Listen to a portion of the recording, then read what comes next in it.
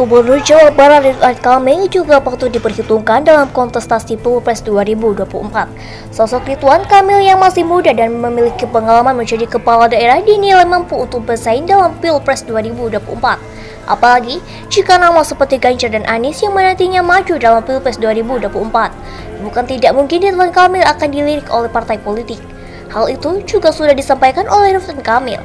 Dirinya tidak akan menutup kemungkinan apabila ada partai yang melamarnya untuk maju di 2024 mendatang.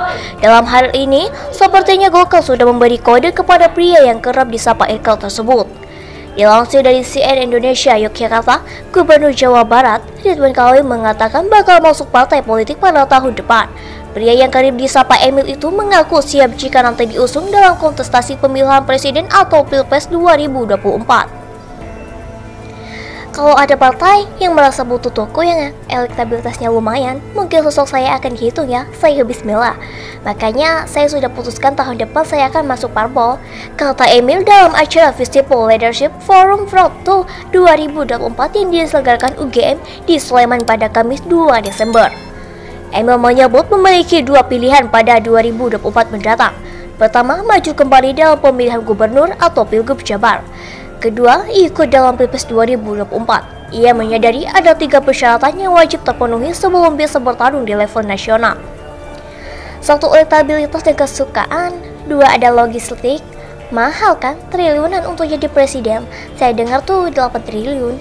Duit dari mana 8 triliun? Aduh, yang ketiga adalah partai yang mau ngusung karena sistem demokrasinya seperti itu, ujarnya.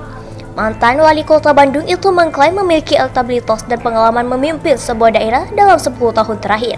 Modal ini, kata Emil, yang akan terus dirinya maksimalkan dalam beberapa tahun ke depan.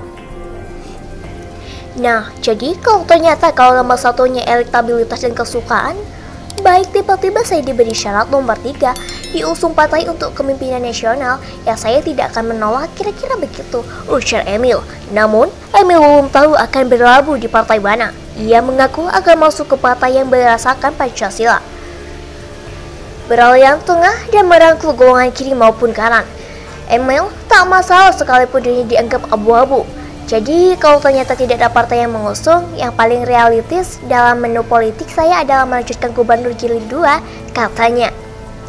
Lebih lanjut, Emil mengatakan survei elektabilitas bukan cerminan hasil akhir pada setiap politik elektoral 5 tahunan.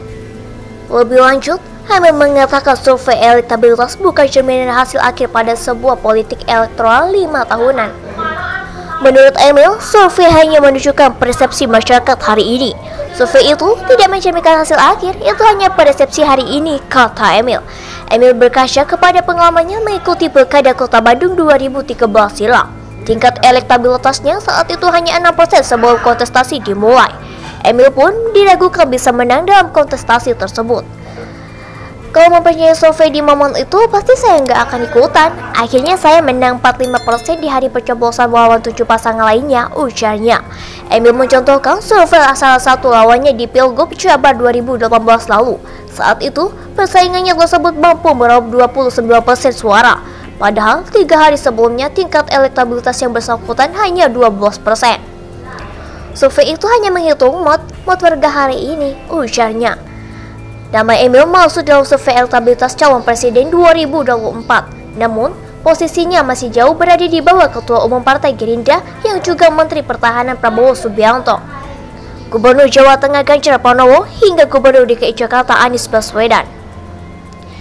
Diberitakan terpisah oleh Merdeka.com, Wakil Ketua Umum Partai Golkar Ahmad Doli Kurnia mengatakan orang yang ingin bergabung dengan partai politik jangan karena kepentingan tertentu.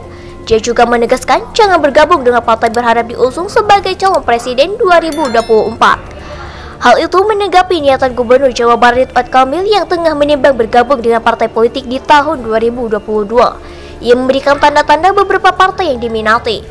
Ya kan orang mau gabung parpol itu kan tentu tadi itu harus berdasarkan dia mempunyai visi dan pandangan yang sama dengan partai itu, bukan karena kepentingan tertentu.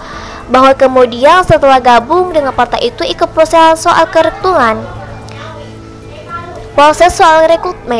Tentang posisi politik itu urusan lain, ujar Doi di Kompleks Pelayanan Senayan, Jakarta pada Kamis 2 Desember. Meski begitu, Joli mengatakan Golkar merupakan partai yang terbuka bagi siapapun yang ingin bergabung selama orang tersebut memiliki kesamaan visi, platform, dan ideologi dengan partai Golkar. Makanya sekali lagi kami ini adalah partai terbuka. Kalau ada yang mau bergabung dengan visi yang sama, bukan soal kepentingan ya, soal visi yang sama membangun negara berdasarkan ideologi Pancasila, kemudian bisa memahami doktrin-doktrin yang ada di partai, kami terbuka, ujar Ketua Komisi 2 DPR RI ini. Untuk saat ini, Ridwan Kamil menjadi calon presiden dari Golkar tertutup, sebab Golkar memiliki keputusan politik mengusung Ketua Umum Airlangga Hartarto sebagai calon presiden. Tapi saya tegaskan, kalau soal Pilpres Golkar sudah punya keputusan, capres kita adalah Pak Airlangga Hartarto, ujarnya.